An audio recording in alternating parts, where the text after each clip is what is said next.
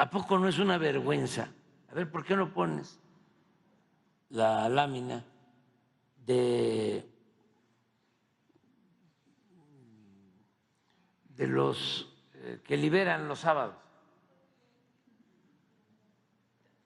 Es la lámina del sabadazo. Imagínense, esto es una vergüenza. ¿Cómo es posible que de lunes a jueves liberen a 58 y el fin de semana 192? ¿Cómo se explica eso?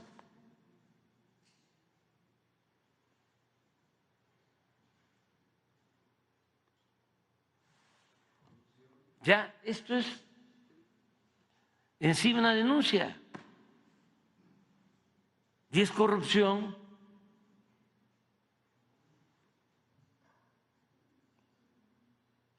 Y fíjense cómo ha venido cambiando afortunadamente 23 y 24, porque estamos aquí hablando del tema.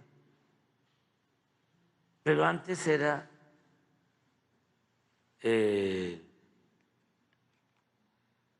el mundo del anonimato, todo era clandestino, no se sabía nada.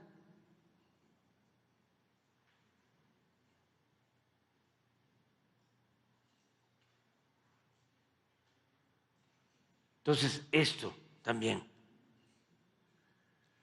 Y que nadie se enoje. Todos tenemos que buscar una sociedad mejor. Y además nos conviene a todos. Duele mucho cuando asesinan a una persona, más si se trata de un inocente, y que al poco tiempo, ¿sí?, el que cometió el delito ya está en la calle. Inclusive a un elemento de la Marina, del Ejército, de la Guardia Nacional, a los policías que asesinen a policías de tránsito desarmados y que de repente un juez le dé la libertad y dicen, es que es plata o plomo. Entonces el juez, si está en esa circunstancia, que pida su cambio.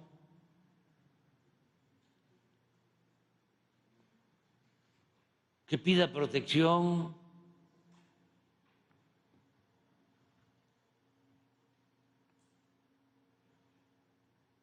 Que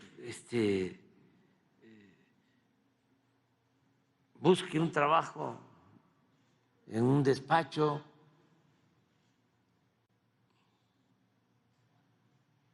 Pero que no se use eso como excusa y que todos ayudemos, cuando menos denunciándolo, porque esto es lo que va a permitir pues que las cosas realmente cambien en nuestro país. Entonces, ¿por qué creció esto? ¿Por qué creció tanto la violencia? Porque había tolerancia, sobre todo impunidad y corrupción. Y arriba, las autoridades, pues eran parte de la corrupción y desde luego cómplices de bandas. Y aquí estamos hablando, y la verdad, no estamos siendo equitativos. No quise usar la palabra justos. O no estamos actuando parejo. Pero esto que vemos de la delincuencia organizada tiene que ver, es lo mismo, es un retrato de lo que pasa con la delincuencia de cuello blanco o lo que pasaba con la delincuencia de cuello blanco. Bueno, por cierto, hay un caso, pero hay muchos, donde los mismos, los jueces, lo que hablábamos de que hay 13 empresas que no pagan más de 100,000 millones de pesos a la hacienda pública porque están protegidos por jueces. 13, que significan más de 100,000 millones de pesos. ¿Cómo los protegen los jueces? ¿No tienes ahí la gráfica? Es interesante también, porque no vamos a estar hablando nada más de la delincuencia organizada y la de cuello blanco. Yo recuerdo que la revista Forbes,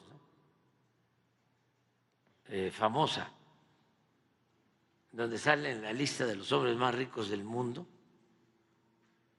llegó a poner en el lugar 10, entre los 10 más ricos del mundo, a Guzmán Loera. Y sí, muy atractivo, ¿no? Pero no, hablando en términos de béisbol, Guzmán Loera jugaba en la del Pacífico, en AAA, no en Grandes Ligas.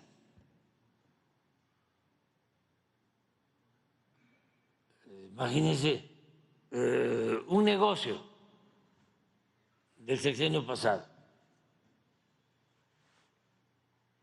Compran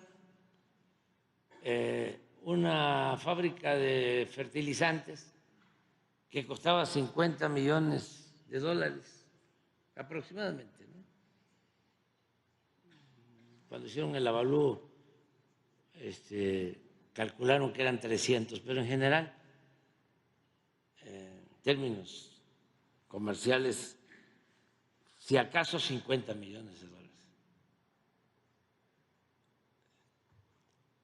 Valía 50 y la compraron en 500 millones de dólares.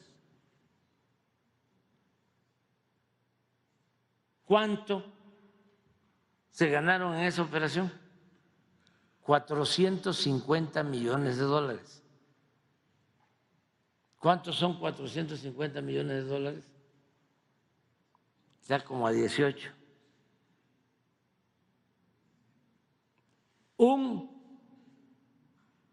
golpe. Y sin riesgo de nada, platicadito en una oficina arriba, hasta con unas copas de vino y una buena botana. ¿Cuánto? 8,000 millones de pesos. Un atraco, uno.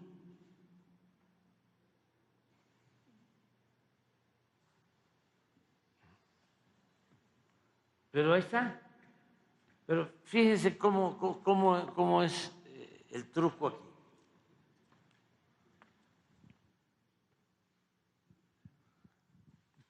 El Ministerio Público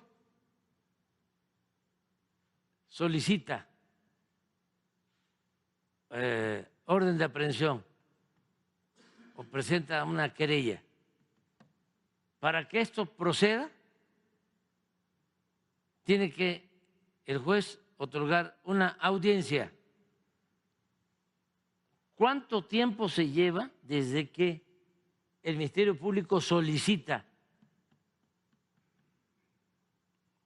la orden de aprehensión o el inicio del trámite por parte del juez?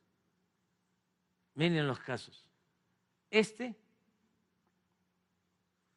Transportación aérea, que debe 33.495 millones a la Hacienda Pública, 195 días para darle la audiencia. Pero hay uno, miren una chatarrera, 19.860 millones. Lleva como 2 años sin audiencia. El juez no. Es como el caso del ministro, famosísimo ministro, que llega todo desde luego deliberado, armado, llega un expediente de un deudor de Hacienda de miles de millones de pesos, llega a la Corte y él pide el expediente. Para empezar, desde el punto de vista legal, de procedimiento, no tenía por qué llegar a la Corte el expediente. Pero llega y lo atrae el ministro. Y en vez de empezar a estudiarlo para resolver si procedía que se tratara el caso en la Corte, si le correspondía a la Corte atender este asunto, como él sabe perfectamente que no es competencia de la Corte, lo sabe perfectamente porque es abogado y no se necesita ser una eminencia.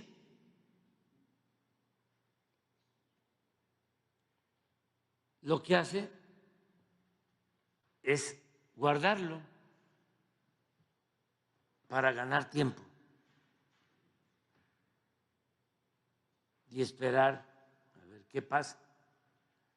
Entonces se denuncia, ya lo tiene que sacar el expediente y 2 compañeras o compañeros de este ministro dicen, no, pues no nos corresponde, esto tiene que ir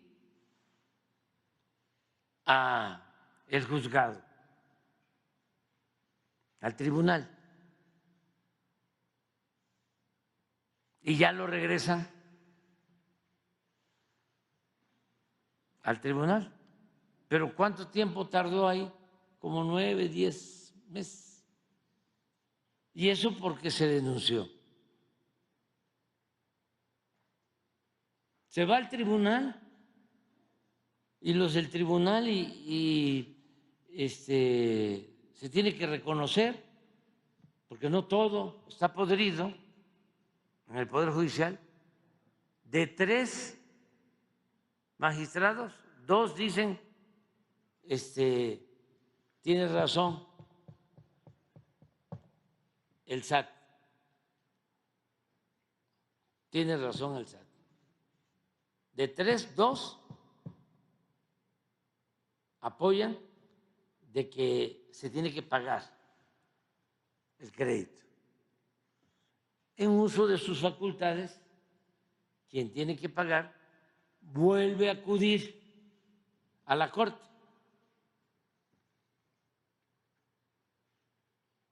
Y se está esperando a ver qué van a hacer ahora. Si ya se resolvió que no es competencia de la Corte, porque no es nada inconstitucional, ¿Ahora qué van a hacer? ¿Lo van a volver a guardar el expediente? ¿Están esperando que yo me vaya? Pues aquí 2 o 3 días antes vamos a decir, pues guardaron el expediente. O a lo mejor no es así. No estamos pidiendo, ¿sí?, que se retuerza la ley en beneficio del gobierno. Al final de cuentas sería en beneficio del pueblo, porque eso es dinero del pueblo. Si se recupera, va al presupuesto y el presupuesto no es dinero del gobierno, es dinero del pueblo. No estamos pidiendo eso. Lo que estamos pidiendo es actúen de conformidad con la ley, que tengamos un auténtico Estado de Derecho, pero no en el discurso, no a la demagogia. Entonces, por eso sí es muy importante el que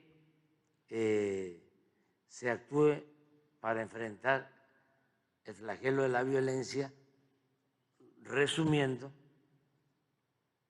con 3 criterios. Primero, atender las causas.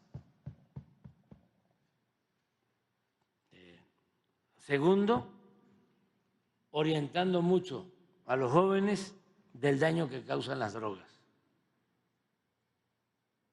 Y tercero, no permitir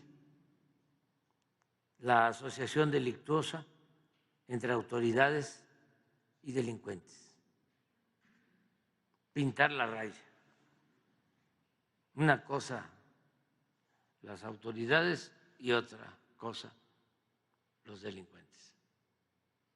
Y que todos ayudemos. Que todos ayudemos. Podemos tener diferencias partidistas, pero todos necesitamos vivir con paz, con tranquilidad. Y tenemos posibilidad de lograrlo en nuestro país, por lo que hablé, por las bases, por los cimientos, por lo que nos heredaron los antiguos mexicanos.